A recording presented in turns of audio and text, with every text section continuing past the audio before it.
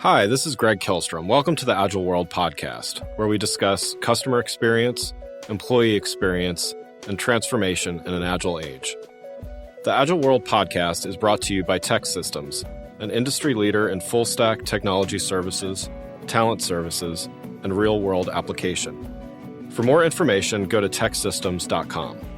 To read more about the topics discussed on this show, you can go to my website at theagile.world and read my latest articles or get a copy of my latest book, The Center of Experience, a blueprint for creating an experience-led organization, now available on Amazon and other retailers. My name is Greg Kihlstrom, and I'm the host of the Agile World podcast. I'm excited to introduce the final episode of a special three-part series about the impacts of the pandemic on organizations' security posture, brought to you by TEKsystems, an industry leader in full-stack technology services, talent services, and real-world application.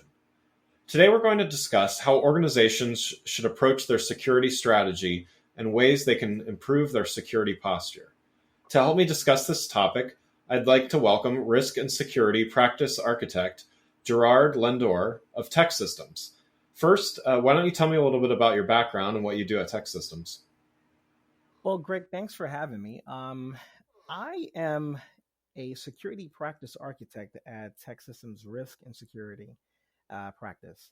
I've been with Tech for about 7 years, and prior to Tech, I've worked in many opportunities where that involved a lot of security activities. A lot of those activities were deriving from security penetration testing.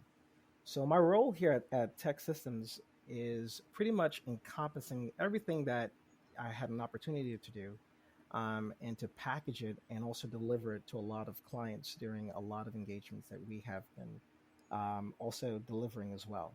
Part of that, of course, and primarily a lot of those efforts would be red teaming and performing different types of security penetration testing activities, developing different types of intellectual property of custom malware and custom ransomware, and using those as accelerators for our engagements and opportunities to bring awareness to a lot of these companies. Great. Well, welcome to the show. Looking forward to talking with you here. Let's start with discussing some of the trends in security, like DevSecOps.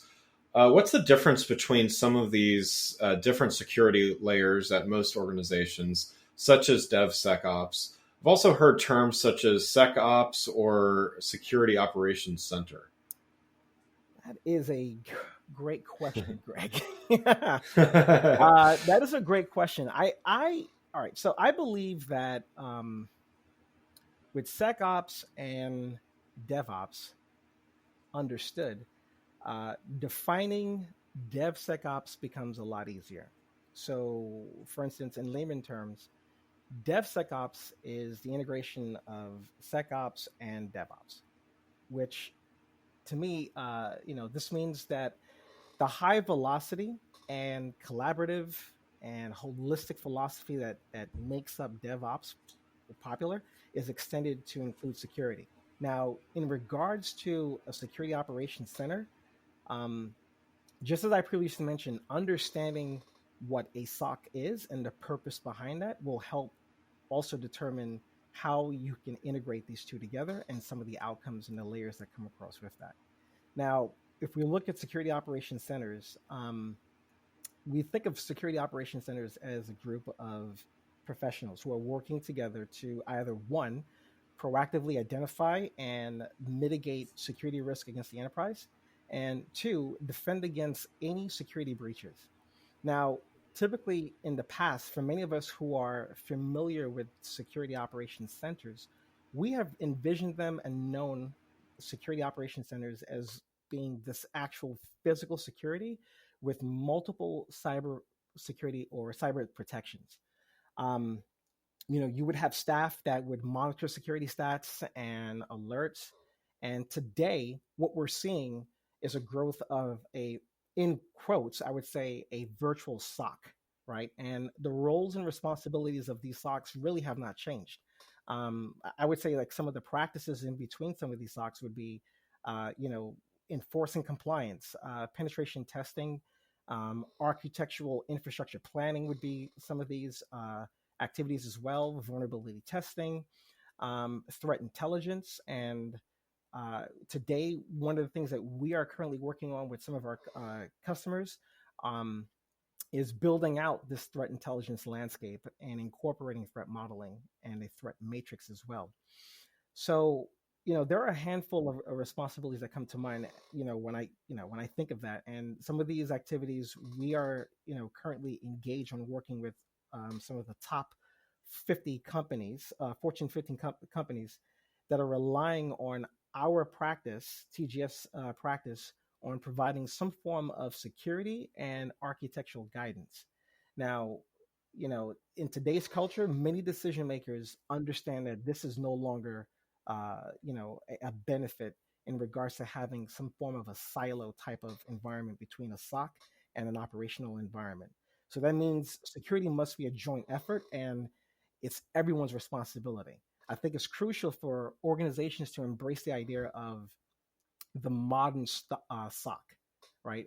One that promotes collaboration, communication between the operations and the security teams. So we have seen many organizations, be very tool centric, but do not have a defined process that drives the actual technology. And this leaves rooms for multiple gaps, vulnerabilities, audit failures, and an increase in technical debt. So I think the core of any security layered approach is data. It's just how we protect it becomes a challenge. Great, great. Well, yeah, there's definitely a lot of terminology floating around as well. So that was helpful to kind of put some of that in perspective. You mentioned, and my follow up here is, you mentioned communication being really important in helping those teams work together. What are some other ways, or maybe even elaborate on the communication? What are some ways that organizations can create more synergies between those teams that you mentioned? Well, that's a great question. I think, when I hear that word synergy, to me it sounds exciting, especially when it's associated with designing a product, delivering a solution, or providing some form of a new service offering. I believe that synergy happens when team members are multipliers, right? An example of that would more so be, you're seeing proof of the results by generating some of those outcomes. When a synergy is happening, there is an inherently higher level of efficiency in production, in my mind, in just my beliefs, and I think that when we see some of the, you'll start also seeing, creativity, and a lot of teams, focusing on producing results overall. I can tell you from my career, I had an opportunity to witness synergy um, orchestrated between teams when I was blessed with an opportunity of working at Fort Bragg on within their Joint Special Operations Command that is inclusive of the Special Operations and Navy SEALs. I was able to witness a collaboration and an objective between the teams that excelled, especially when lives were at stake. So, to answer your question, for leaders who are wanting a result-oriented team, um, I feel like the team must operate in a synergy that, in my opinion, fall under three pillars, and some of those pillars would be, for leaders. I would think you'd have to set some form of a clear outcomes of where a project or a company as a whole is going into the future is the first step for any leader to establish. Um, the objectives need to be powerful, strong, and clear, and you want to make them declarative. My second point, I believe, is once you've established your objectives and they connect to the emotions of everyone involved, be sure to share them, right? We want to be transparent. Um, and that is, to me, a definition of transparency. And it is a necessary step to creating a group synergy, regardless of the size of the company. Communication is so important that, it serves as the cornerstone of a successful team.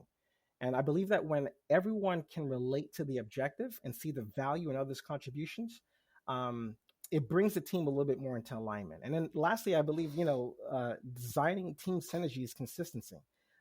Whatever your structure is and structuring of your objectives, structures can be very can vary by sector and the stage of the company.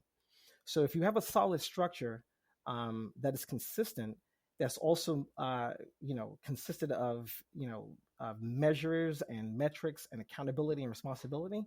Um, I think that would be I think that would help in regards to driving a little bit more of a synergy between everyone else. And then finally, I think it's just making it personal for everyone, right? I mean, if you bring together and show the rewards of making security a personal aspect and a cultural for everyone who's moving forward with the activities, I think that would be something that would drive the effort going forward. Great, great. So I know you mentioned you work with a lot of large organizations and sophisticated ones at that. For those companies that either need to take security more, have a bigger priority on security or reach a security first mindset. What are the steps that get them there? What's what are the first steps the company should take to shift to that? That is another great questions, Greg. I mean, these are great questions that you are presenting to me. I think um, I I can tell you right now, this is a question that I have battled with for years. It has been challenging for me for years, and I have seen, where a lot of organizations, um, it can be a cultural challenge, right? I would say to adopt that security first mindset. Um, I would say that the first, for me, I would say instilling the concept that security belongs to everyone is very important. And what I mean is that, you know, you want to believe, you know, this security concept or security belongs to everyone. You have an invested interest in this. And I have seen where many organizations have the mindset that security department is responsible for security, sustainable security culture, um, that requires that everyone in an organization is all in. So everyone must feel like a security person. This is that security culture for everyone. And again, to my point that I made earlier, once you are invested, you also want to make sure that, without using scared tactics, you want to make sure that security is also personal. And, again, part of that is just, I would say bringing some form of a security awareness. And, we've seen security awareness trainings where at times can be very boring. And we don't want to do that, right? So in this case, we know that security awareness training is the process of teaching either through CBTs, something very quick that can drive the objectives and the policies to a lot of organizations home to that employee. But without using, as I mentioned earlier, tactics of scare tactics, security awareness, it has to be go beyond just the poster in the office or in-person reviews. I think that with security offerings, or security awareness, um, I think corporations need to be mindful of how they can incorporate ways of bringing some form of creativity into their awareness programs and efforts. I've seen corporations that have hosted security programs where they've actually role played um, different forms of security awareness trainings where we would have roles that are being played by colleagues, as one as an adversary and then also one as a potential victim. Um, and I've seen that, I've seen the effects of that. Whereas, I think as people, we start to bring a sense of closeness and understanding once we are actually doing it. And then, I say rewarding, rewarding a lot of your employees. I think even as cash rewards or even gift rewards, they go a long way. And it spreads. I mean, if employees are rewarded by adhering to different types of security programs, I feel like that will cascade as a behavior and also too as an incentive to other employees to help them to drive home the security effort, and would of course encourage them to do a bit better. Yeah, great, great. What is let's switch gears to talk about the pandemic a bit. What has these last several months, as well as planning for the months ahead, taught organizations about their security posture? So I think overall this year has been a challenging year for many and for a lot of organizations.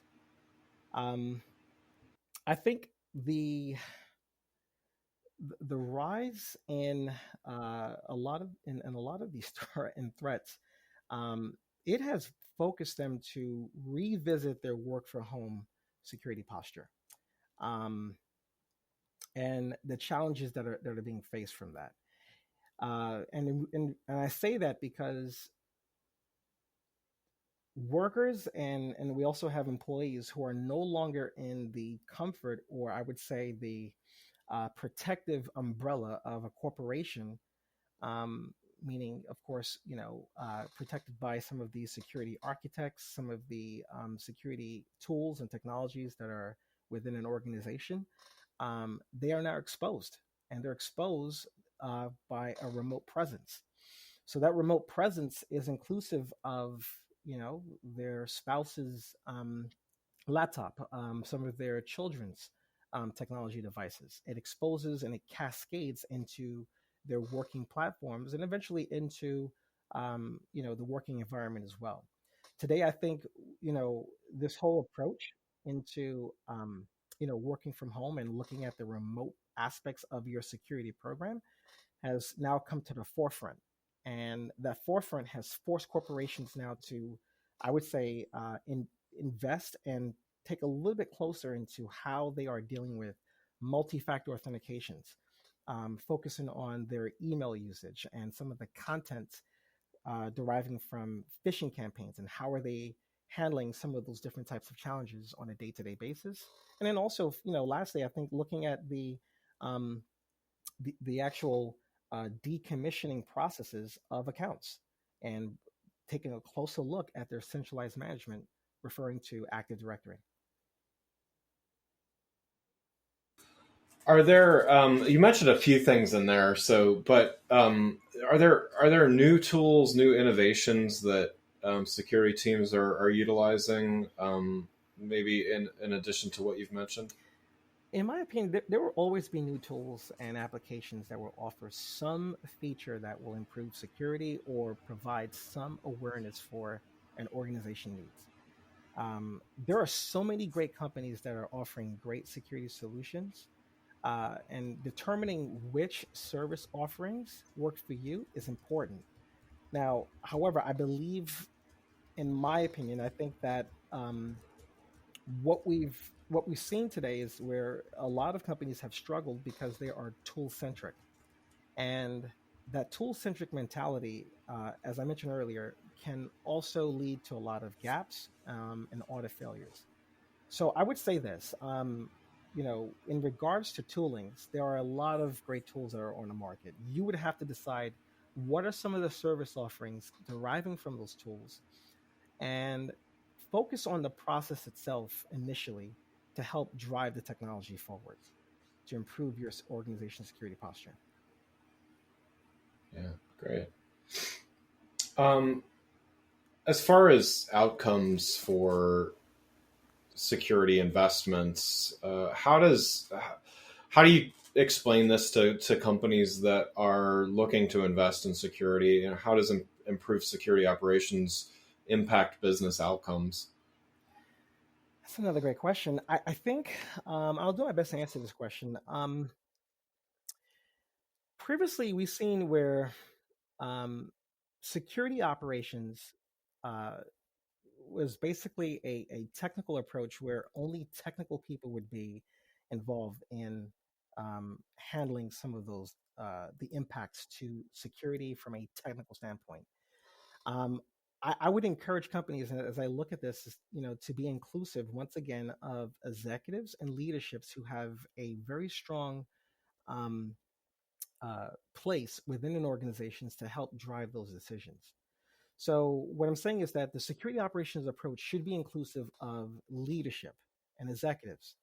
And again, moving away from the mindset of the year's perception that security is a technical problem and best handled by technical people, as I mentioned earlier, resulted in a lack of engagement. So ultimately, it leads to some form of a poor decision and a bad security investment. Some of the activities that we performed for our clients were security rationalizations assessment, and we've seen where companies have spent multiple, have invested a multi-million-dollar approach to tools that are just sitting on the shelf. So we really encourage the